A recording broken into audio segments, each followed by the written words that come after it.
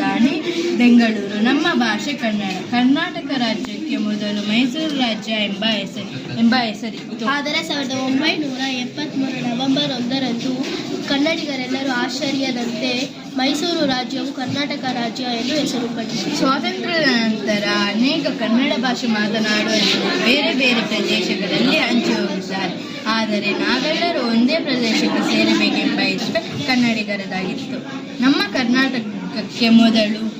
ಕರ್ನಾಟಕಕ್ಕೆ 2000 ವರ್ಷಗಳ ಇತಿಹಾಸವಿದೆ. ಹಲವು ಸಾಮ್ರಾಜ್ಯಗಳ ಆಳ್ವಿಕೆಯ ಅನಂತರ ಕನ್ನಡದ ಅಸ್ತಿತ್ವ ಮೈಸೂರು ಸಂಸ್ಥಾನಕ್ಕೆ ಮಾತ್ರ ಸೀಮಿತವಾಗಿದೆ.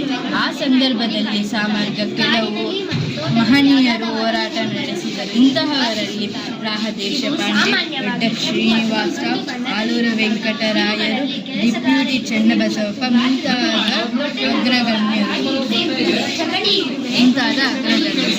ಧನ್ಯವಾದ.